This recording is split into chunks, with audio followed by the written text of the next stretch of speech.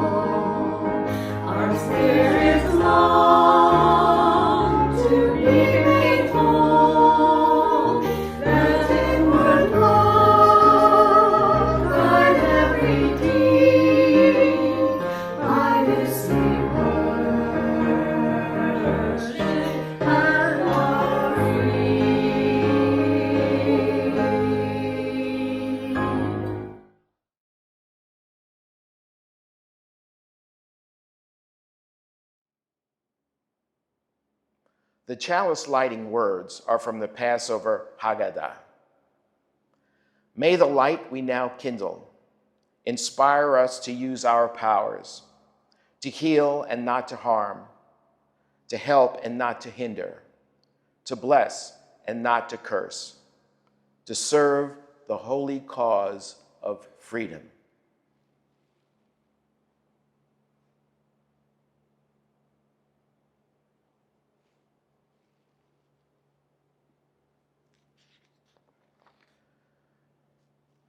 The opening words this morning are from Nelson Mandela. I have walked that long road to freedom. I have tried not to falter. I have made missteps along the way. But I have discovered the secret that after climbing a great hill, one only finds that there are many more hills to climb. I have taken a moment here to rest, to steal a view of the glorious vista that surrounds me, to look back on the distance I have come. But I can only rest for a moment, for with freedom comes responsibilities, and I dare not linger, for my long walk is not ended.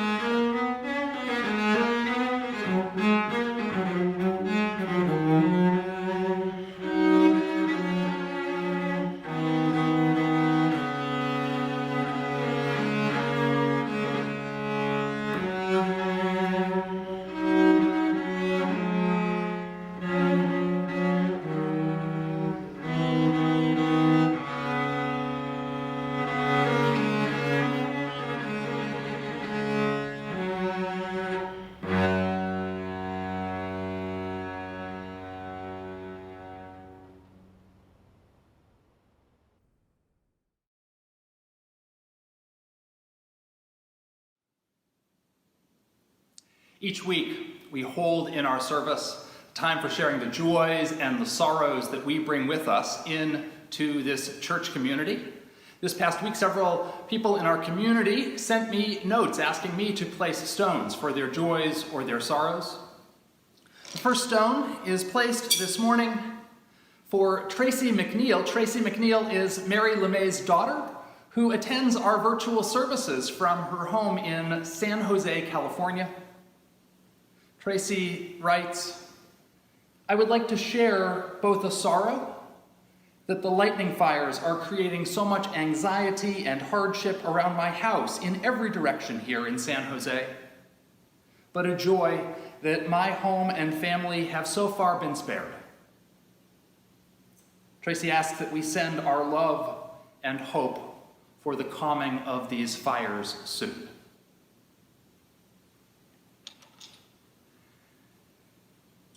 Jane Ann Hughes, who lives at Twin Oaks in Burlington, asked me to place a stone. She says, "I want to thank you and everyone involved in the putting of the service together, and wonders whether I might place stones of gratitude from Jane to all of us involved in worship." She writes, "It has been a great experience to be able to receive such wonderful services." Thank you, Jane Ann. Don and Susan Blanchard asked me to place a stone.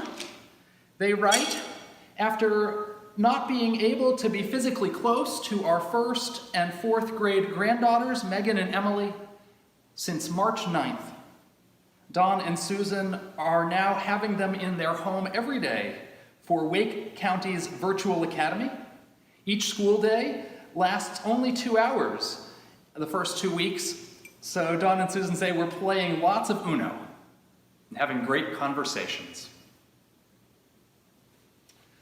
And finally, a stone of joy and recognition.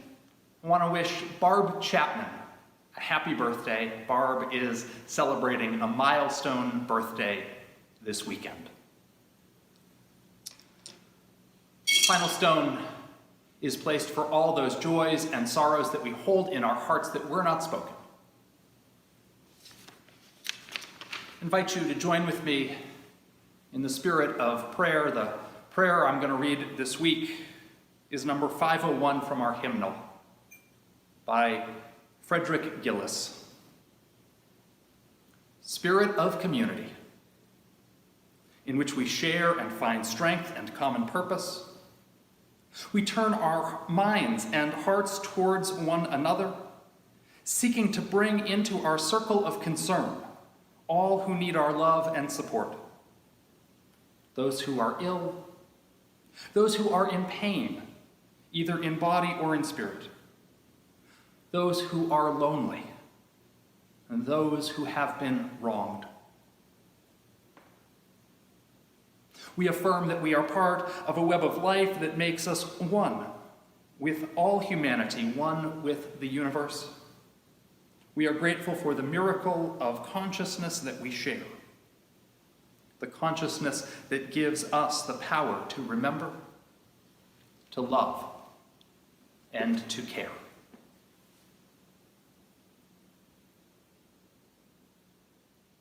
Amen.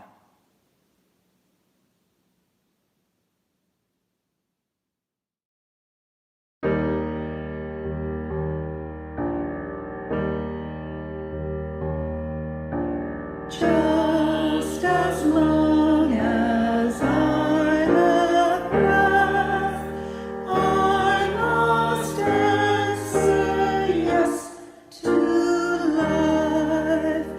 Though with pain I made my way, still with hope I meet each day. If they ask what I did well, tell them I said yes to life.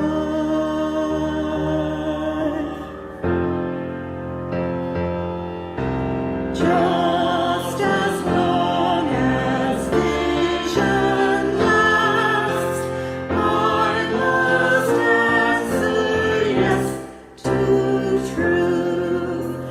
In my dream and in my dark, always glad when luces spark. If they ask what I did well, tell them I said yes to truth.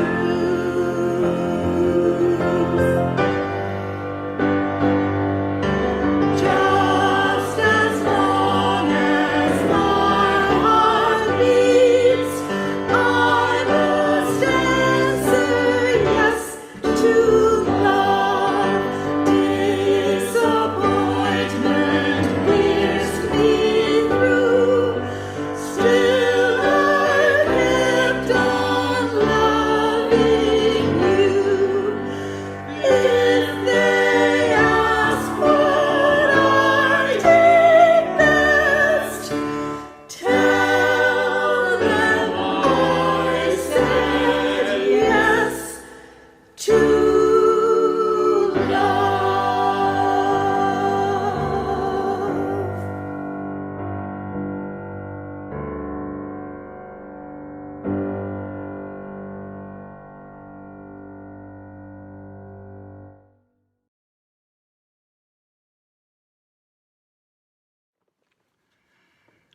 The Paradox of Tolerance, a sermon for August 23rd, 2020, recorded in the sanctuary because of all the construction happening outside my office. So a different backdrop today, different lighting.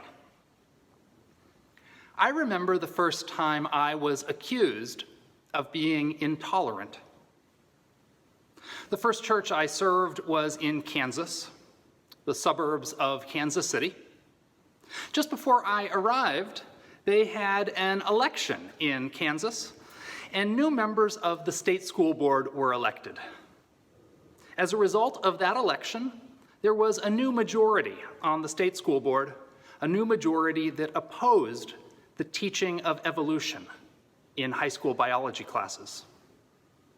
These school board members proceeded to hold hearings in which they found fringe academics, charlatan intellectuals from around the world, who they brought to Kansas to present public hearings in order to demonstrate that evolution was a discredited theory and that all evidence pointed to each species being created by an intelligent deity. I arrived in Kansas in the middle of this circus. One of the first things I did in ministry was to order banners that went up along the roadside of the new church I served. These banners proudly announced that we are the church that teaches evolution. We brought in high school teachers for a series of public presentations on Wednesday evenings in which these high school teachers taught their unit on evolution from their 9th grade biology class to a standing room only crowd. Made the news. Didn't stop there, though. I also joined the board of a bipartisan political organization, the Mainstream Coalition, that was launching a statewide movement called Take Back Kansas, with the goal of winning back the Kansas school board in the next election cycle. And in the next election cycle, we did prevail. I eventually became the acting president of that organization. Some of the ideas that the state school board considered adding as standards for science teaching in the state included having teachers teach that humans had not evolved from other hominid species, that the planet Earth is 6,000 years old, and that dinosaurs had coexisted with Adam and Eve in the Garden of Eden. One day, while listening to a case being made for the teaching of creationism in high school science classes, I found the following accusation being leveled against me. The problem with those who want only evolution taught in science classes is that they are intolerant of different views. If they were tolerant, they'd be all for being open to other ideas. That was the first time I was ever accused of being intolerant. I was led to reflect on this accusation. Was I being intolerant? I certainly didn't feel like I was. If anything, to me, it felt like the creationists were being intolerant. They did not accept that there is really one scientific theory that makes scientific sense for explaining the origins of biodiversity on our planet. That's Darwin's theory of evolution. And while I didn't feel like I was being intolerant, if you looked at the strict dictionary definition of the word, maybe I was being intolerant. This is a sermon about tolerance. As Unitarian Universalists, many of us think of ourselves as people who practice acceptance and tolerance in our lives. We think of being tolerant as virtuous, and we think of being intolerant as, if not sinful, then certainly something negative that we should be ashamed of. And so if local schools decided to start teaching that the earth is 6,000 years old, we would celebrate that, right, as a proud moment for inclusion of greater diversity of thought. No, we wouldn't. We'd put up a banner, and we'd all rush out to join the organization working to kick those school board members out of office. Does that make us intolerant? Earlier this summer, there was an incident that made national news. A couple in Minnesota went shopping at a local Walmart while wearing face masks emblazoned with Nazi swastikas. They were eventually escorted from the store by security, and Walmart responded announcing that they were banning this couple from all Walmart stores in the country. And the statement that Walmart issued was interesting, and I'm going to paraphrase it. They said, "We strive to make our stores tolerant spaces, so we cannot tolerate symbols like those worn by this couple." That's a loose paraphrase. "We strive to make our stores tolerant spaces, so we cannot tolerate symbols like those worn by this couple." Does anyone see the paradox here? In order to be tolerant, we must not tolerate. This is an example of what is known as the paradox of tolerance. The paradox of tolerance. It's a philosophical problem that goes all the way back to Plato, but is perhaps most famously articulated by the political philosopher Karl Popper. I'd like to show you his hulking behemoth of a book. This is The Open Society and Its Enemies by Karl Popper. Popper was a Jew born in Vienna in 1902, and he was able to escape the Nazi threat by emigrating to New Zealand in 1937 at the invitation of a university there, offering him a professorate. While the world was at war, he wrote this doorstop of a book. The Open Society and Its Enemies would go on to make several lists of the best nonfiction books of the 20th century, most influential nonfiction books of the 20th century. And it would go on to receive praise and admiration from those left of center for its scathing indictment of fascism, and from those right of center for its firm critique of communism. Now, I can't really recommend that you go out and read nearly 800 pages of dense political philosophy, but I want to share a few ideas from this book. Going back to Plato, Popper articulates numerous paradoxes. Among these are the paradox of freedom.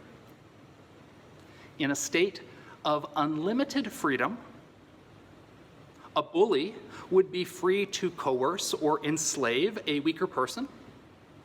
Therefore, restraints on freedom are necessary to ensure freedom. The paradox of freedom is that to advance freedom, it is necessary sometimes to place restraints on freedom.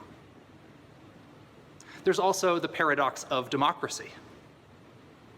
In a majority rule democracy, a majority could vote to take away the rights of the minority, or could vote for a tyrant who would end democracy altogether. Therefore, according to the paradox of democracy, to defend democracy, it is necessary sometimes to overrule or go against the will of the majority. It's the paradox of democracy. But Popper is most famous for his articulation of the paradox of tolerance. So allow me to read from page 571 of his book. Unlimited tolerance, he says, must lead to the disappearance of tolerance. If we extend unlimited tolerance even to those who are intolerant, if we are not prepared to defend a tolerant society against the onslaught of the intolerant, then the tolerant will be destroyed and tolerance with them. In this formulation, he goes on, I do not imply, for instance, that we should always suppress the utterance of intolerant philosophies, as long as we can counter them by rational argument and keep them in check with public opinion. Suppression would certainly be unwise. But we should, he argues, but we should claim the right to suppress them if necessary, even by force. For it may easily turn out that they are not prepared to meet us on the level of rational argument. They may forbid their followers from listening to rational argument because it is deceptive and teach them to answer arguments by the use of their fists and pistols. We should therefore claim, Popper concludes, in the name of tolerance, the right not to tolerate the intolerant. We should claim that any movement preaching intolerance places itself outside the law, and we should consider incitement to intolerance as criminal, in the same way as we should consider incitement to murder, or to kidnapping, or to the revival of the slave trade as criminal. That's the paradox of tolerance, according to Karl Popper. It is that intolerance is sometimes required in order to further tolerance. Does this hurt your brain like it hurts my brain? Does it trouble you or challenge you? Going back to my original example, the example of seeking to undermine the teaching of evolution in public schools, we might ask, was it intolerant to seek to fight against the teaching of creationism in public schools? Yes and no. Seeking to have an idea excluded from discourse is intolerant. And at the same time, we can also argue that a tolerant society should not elevate views that are hostile to reason, rationality, the discoveries of science, and academic learning. As Karl Popper says, I do not imply, for instance, that we should always suppress the utterance of intolerant philosophies, as long as we can counter them by rational argument and keep them in check by public opinion.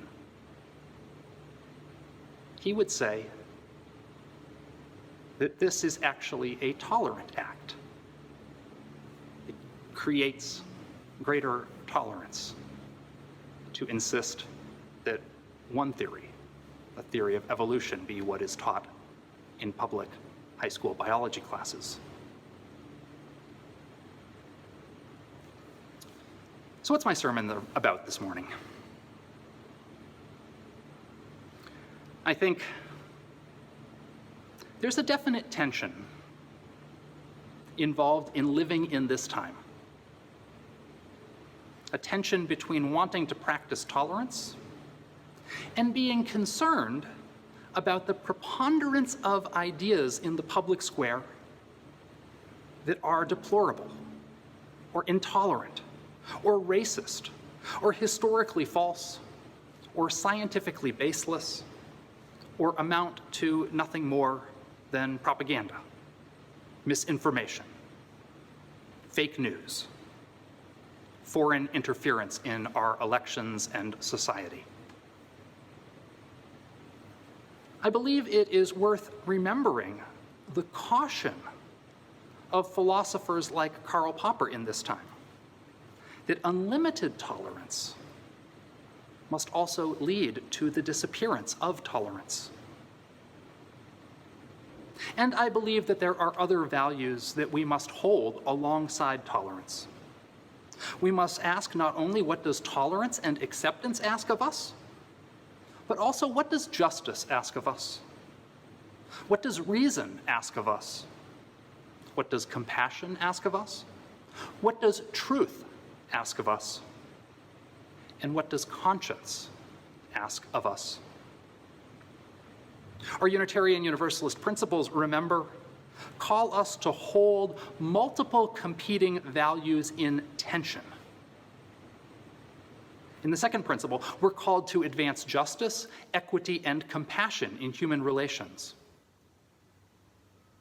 Are justice, equity, and compassion ever in tension with one another?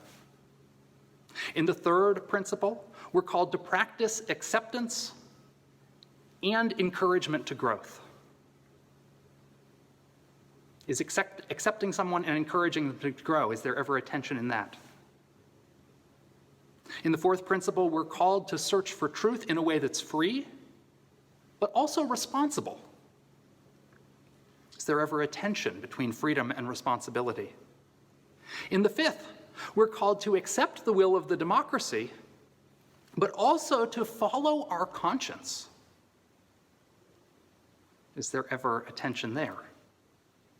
And in the sixth principle, we're called to support peace, liberty, and justice for all. Do peace, liberty, and justice ever exist in a state of tension? All of these values, all of these virtues can be held in a tension. The first hymn we sang this morning was one of my favorites, Just as Long as I Have Breath.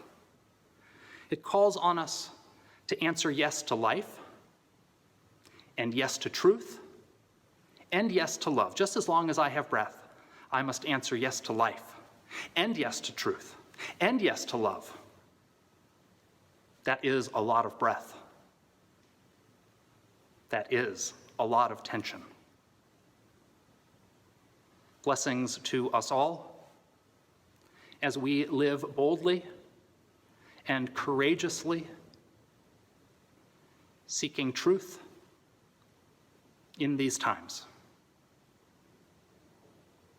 Hope you'll join us next week for a sermon from Maureen O'Rourke, and the following week for a sermon from Lisa Garcia Sampson.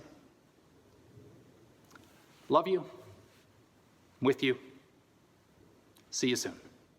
Amen and blessed be.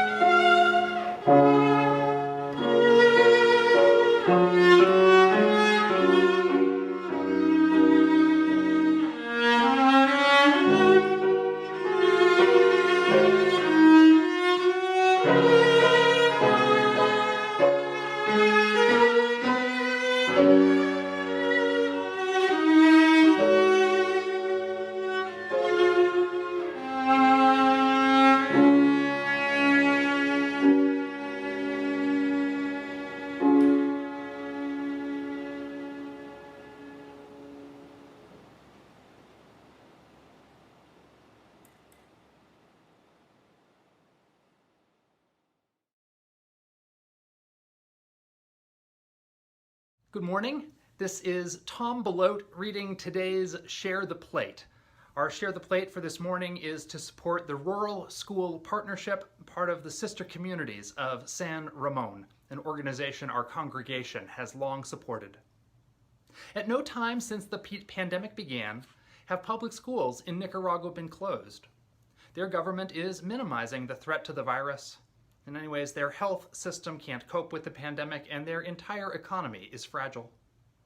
However, many parents have voluntarily pulled their children out of school. Most parents feel torn between sending their kids and not sending them.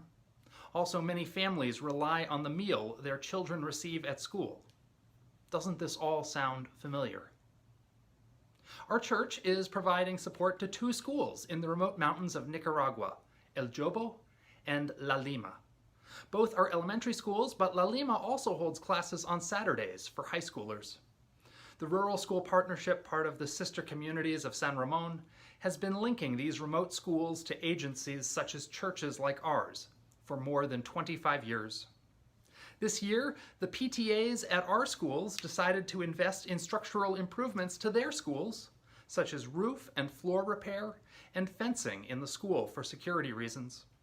However, I expect that some of our donations will likely wind up going for sanitation supplies.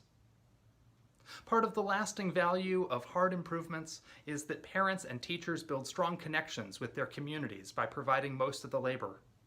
This Share the Plate project fits in snugly with our Unitarian Universalist principles.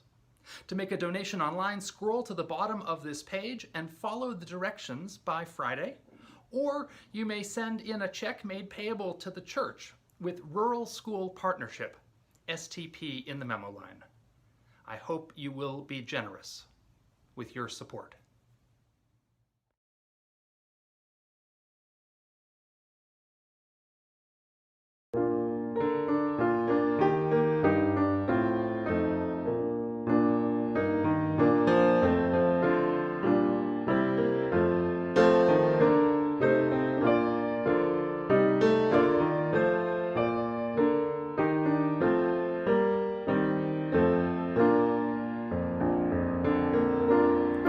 Tranquil streams that meet and merge and flow as one to seek the sea, our kindred hearts and minds unite to build a church that shall be free,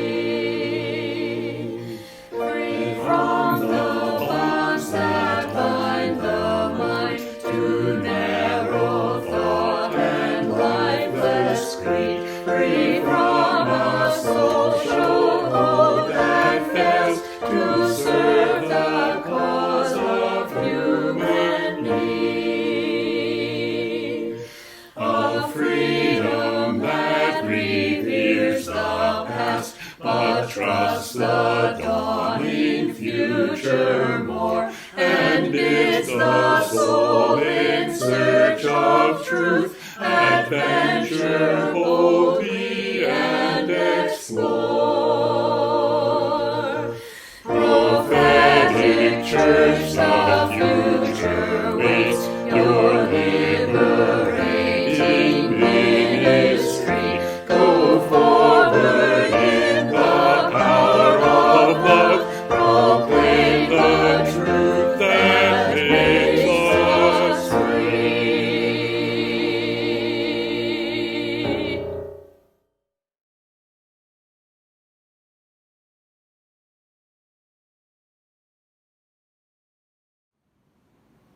Please join with me in the words by which we extinguish the chalice. We extinguish this flame, but not the light of truth, the warmth of community, or the fire of commitment. These we carry in our hearts until we are together again.